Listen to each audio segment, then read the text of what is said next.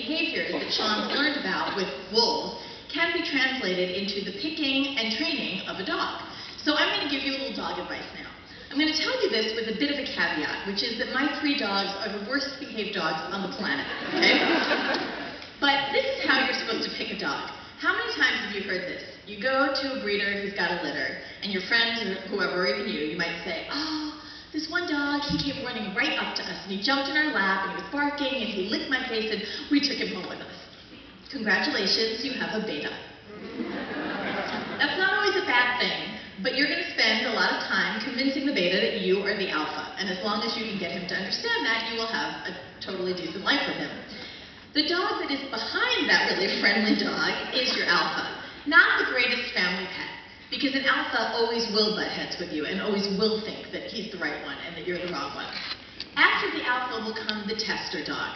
Now this is the dog that I told you, or the wolf, that's about quality control. And the way this manifests itself in a dog is in a dog that really likes routine. A tester dog is a great dog for like a little elderly lady who takes a walk at the same time every day and goes to the same park. They like that. If you have a dog that barks for 24 hours straight, if you leave a shovel in your driveway that wasn't there yesterday, you have a tester dog. After the tester dog come the numbers dogs. This is the family pet that you want, because they're really laid back, they're very calm, and they just want to be part of your pack. They'll do anything as long as you love them. So that's what you're really striving for. So how do you figure out which is which when they're in a big knot of puppies?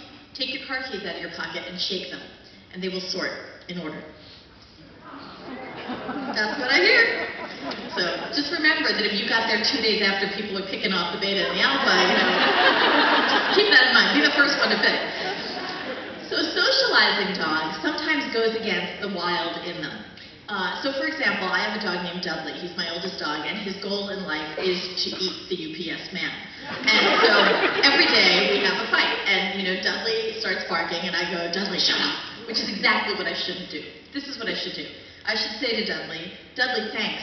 I have him right here at my side. I see that threat.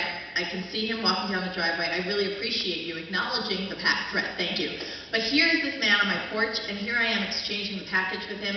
He's here at my invitation, because I'm the boss. I'm the alpha. And if Dudley sees me doing that with him right by my side to make sure that there's no threat to me, eventually he will begin to learn that this guy isn't a threat, that he is on my porch at the alpha's invitation, and theoretically should stop barking. The same goes for any other pack rule. When you discipline your dog, that's what you're teaching them. You're teaching them pack rules. And as the alpha, you can do that. You can make them learn anything. A pack rule could be, don't sit on the couch, don't go upstairs, don't eat food off the table. And they'll learn it. The catch is this: once they learn that pack rule, anyone else in your pack who breaks the rule, they will try to discipline the way you discipline them. So, imagine what happens 2 years from now when you have a baby. And that baby is sitting on the couch and going upstairs and eating food off the table. You hear all this time about the dogs who attacked with no reason. Well, they had a good reason. They saw someone breaking a rule. So what you really want to think about is how you discipline your dog. For example, most people, you shouldn't kick a dog, obviously, but sometimes if a dog's doing something wrong, you shove him down. Some people yell at a dog. Some people shake cans of beans in their faces. I've seen that. All of those are pretty violent behaviors, and you shouldn't do that. Here's what you should do.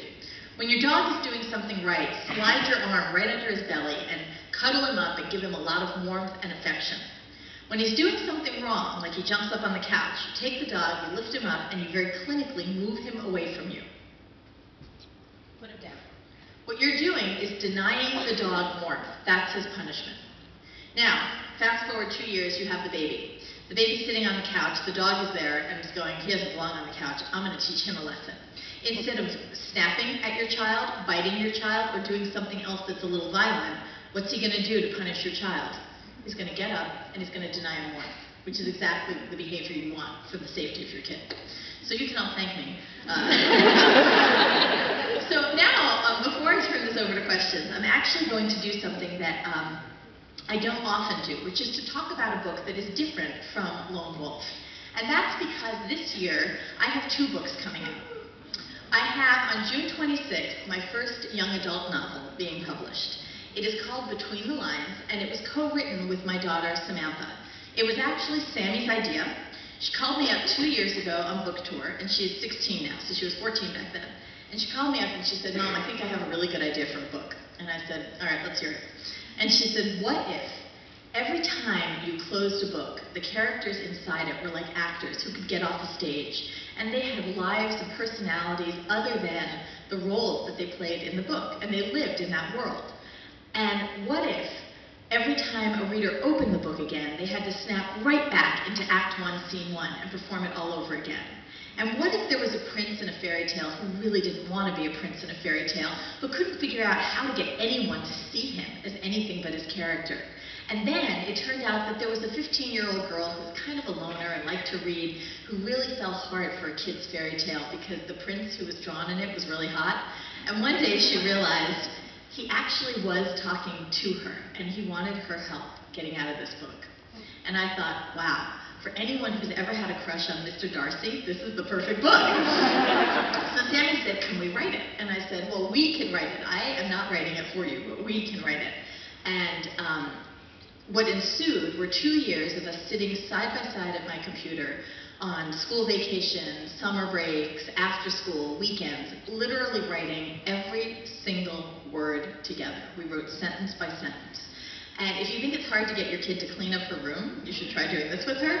There were times it was very challenging, but there were also times that were absolutely magical, where we would be falling all over each other to speak the next word in the sentence, and we were saying the same thing because it was as if we were asleep and living the same dream, and we knew exactly what was coming. It was like nothing else I've ever experienced. So I'm really proud of this book for a lot of reasons. It will also be one of the most beautiful books that you've ever seen. When it's finished, Sammy and I really wanted to remind people why we fell in love with books long before e-readers. We used to give books as gifts, and we used to pass them down to our kids.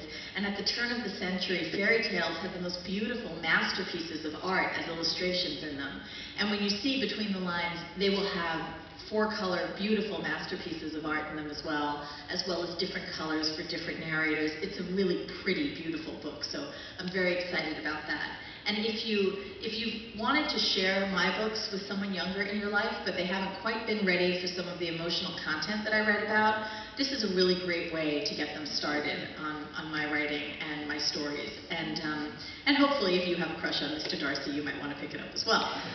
So today, what I'm looking for in the audience is maybe, do we have a 13-year-old in the audience? Is there anyone here who's 13? Are you 13? My sister is. Your sister is? Tell her to come up here.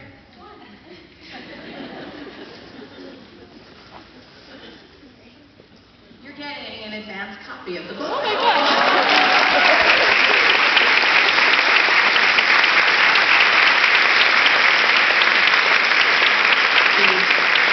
She thought I was going to make her howl. I can tell you. I hope you enjoy it, and I hope the rest of you get a chance to look for it on June 26th. So now I'm going to turn the tables over to you guys, and I'm going to let you ask me questions. There is only one rule, which is if you give away the ending of one of my books, I'll murder you. So.